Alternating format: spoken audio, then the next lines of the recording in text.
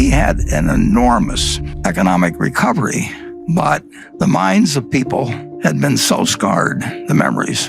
Parents told their children. 1929 became a symbol in people's minds. I mean, if you said 1929, it was like saying 1776 or 1492. I mean, everybody knew exactly what you were talking about. In 1929, my dad, who was 26 years of age then, was employed as a security salesman by a local small bank.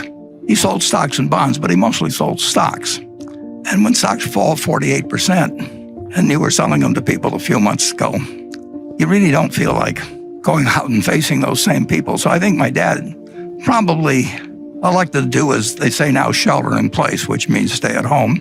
And there really wasn't that much in our house. We just had a small yard. It was wintertime anyway. My dad wouldn't have been puttering around the yard anyway. And there really wasn't, the television wasn't there. And he and my mother got along very well. So under those conditions, I was born about 9 months later. So I didn't notice at the time that the market was closed. But the stock market had actually recovered over 20% during that 9.5-month period or thereabouts. People did not think in the fall of 1930, they did not think they were in a Great Depression. They thought it was a recession very much like had occurred at least a dozen times, although not always when stock markets were important. But we'd had many recessions in the United States over the time, and this did not look like it was something dramatically out of the ordinary.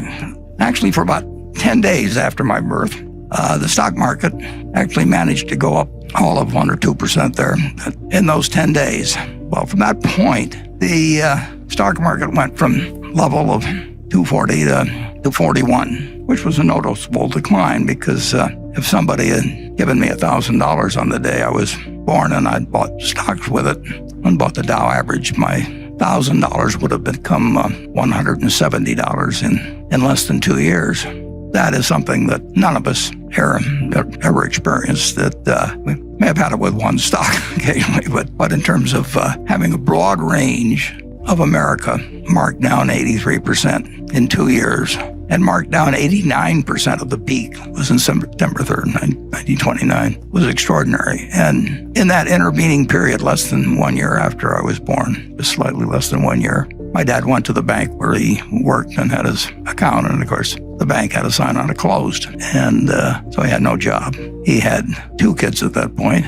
His father had a grocery store, but Charlie and I both worked for my grandfather. Charlie worked there in 1940. I worked there in 1941, so we didn't know each other. But my grandfather said to my father that, "Don't worry about your groceries, Howard." He says, "I'll just let your bill run." That was my grandfather. Not exactly. He cared about his family, but he wasn't going to go crazy. And one of the things as I look back on that period, and I don't think economists generally like to give it that much of a point of importance, but if we'd had the FDIC started on January 1st, 1934. It was part of the sweeping legislation that took place when Roosevelt came in. But if we'd had the FDIC, we would have had a much, much different experience, I believe, in the Great Depression. People blame it on Smoot-Hawley, there's all kinds of things, and the margin requirements in 29, and all of those things entered into creating a recession. But if you have over 4,000 banks fail, that's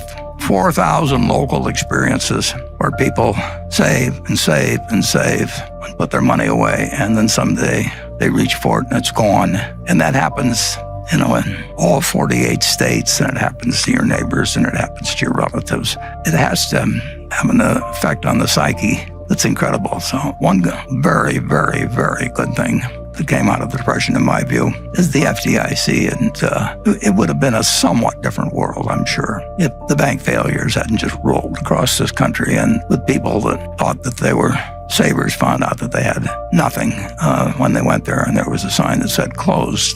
So the Great Depression went on and lasted a very long time, but it lasted a lot longer in the minds of people than it did actually in its effects. World War II came along, and on sort of an involuntary manner, we adopted Keynesianism. We started running fiscal deficits, of course, that were absolutely huge, and took our debt up to a percentage of GDP, which had never reached before and never reached since. So we had an enormous economic recovery, but the minds of people had been so scarred, the memories.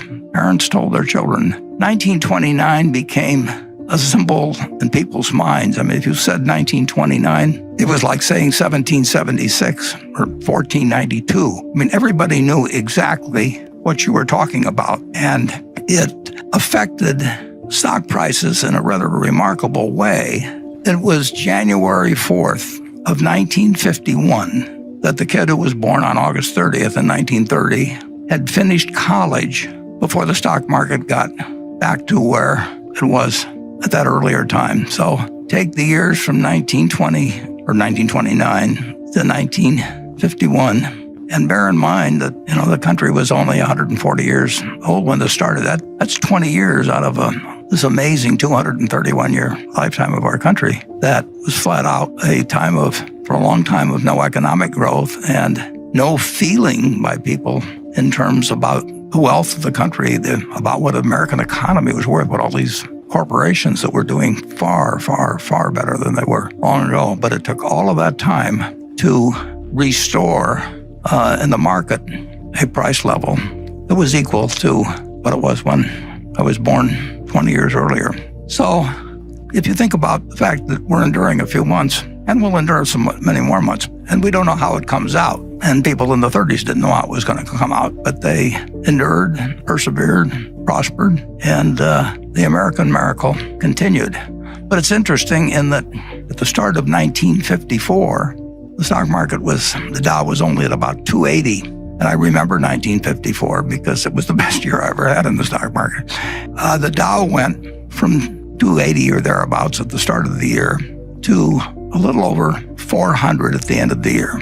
And as soon as when it crossed 381, that famous figure from 1929, when it went to 400, everybody wondered, is this 1929 all over again? And that seems a little far-fetched because it was a different country in 1954. But that was the common question, and it actually achieved such a level of worry about whether we were about to jump off another cliff, just because the 381 of 1929 had been exceeded, that Senator Bill Fulbright of Arkansas, who became very famous later in terms of the Foreign Relations Committee, but he headed the Senate Banking Committee, and he called a special investigation. He really was questioning whether we had built another house of cards again. And his committee, in March of 1955, with the Dow at 405, assembled 20 of the best minds in the United States to testify as to whether we were going crazy again. The Dow was at 400, and we'd gotten in this incredible trouble before. But that was the mindset of the country. It's incredible.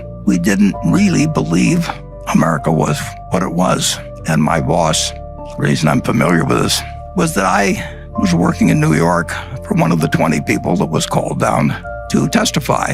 And I remember, because Ben Graham was one of the three smartest people I've met in my life, and when he testified, the Dow at 404, he had one line in there right toward the start in his written testimony, and he said, the stock market is high. It looks high, it is high, but it's not as high as it looks. And since that time, we felt the American tailwind at full force, and the Dow, when we made the slide, it was about 24,000. So you're looking at a market today that has produced $100 for every dollar. All you did was had to believe in America and just buy a cross-section of America. You didn't have to read the Wall Street Journal. You didn't have to look up the price of your stock. You didn't have to pay a lot of money in fees to anybody. You just had to believe that the American miracle was intact. But you'd had this testing period between 1929 and certainly 1954, as indicated by what happened when it got back up to 380. You had this testing period, and people really, they'd lost faith to some degree. They just didn't see the potential of what America could do. And we found that nothing can stop America when you get right down to it. It's been true all along. It may have been interrupted with the scariest of scenarios when you had a war with one group of states fighting another group of states. And it may have been tested again in the Great Depression, and it may be tested now to some degree. But in the end, the answer is never bet against America.